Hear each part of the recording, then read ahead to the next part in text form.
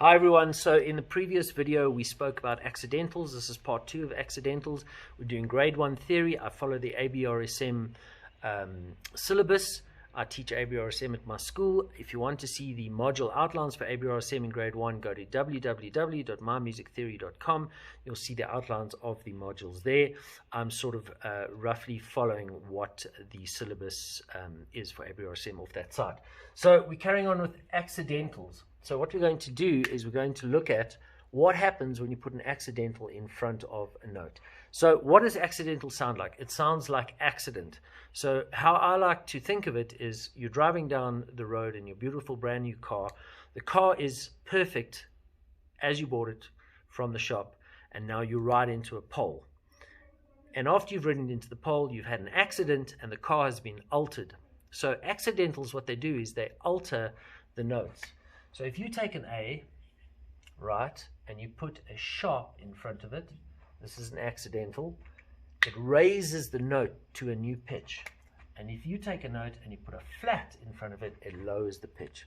Okay, so inadvertently I've shown you what a sharp looks like and what a flat sign looks like. So this is what's called an accidental.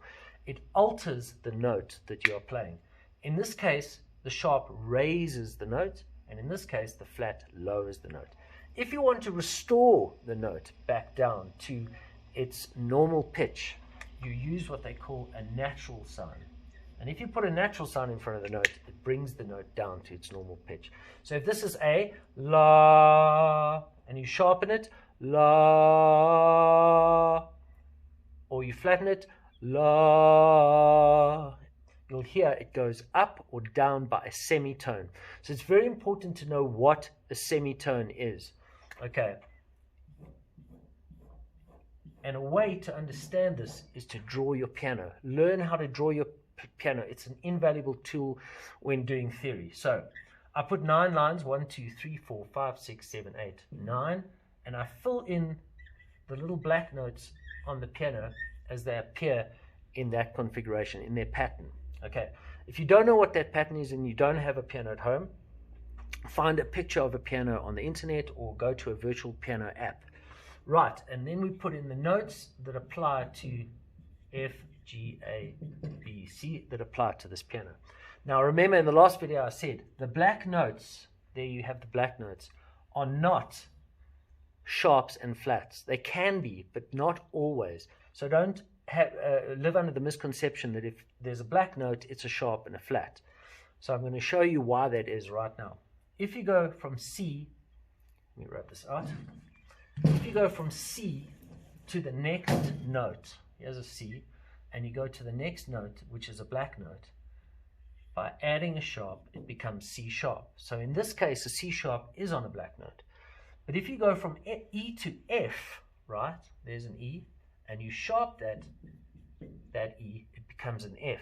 Now in this case, you can see it hasn't gone to a black note, it's gone to another white note. So it all just depends on how you're going from semitone to semitone on the piano. Okay, so the important word here is semitone. Every time you put a sharp in front of a note, it pushes it up by a semitone, and every time you put a flat in front of the note, it pushes it down by a semitone. Okay, so there's a difference between tones and semitone. A tone is 2 semitones. A semitone is 1 semitone. All right, so that's just the next part of accidentals. Please try and understand the sharp, the flat, and the natural sign that naturalizes that. And then please try and understand how semitones work on a piano.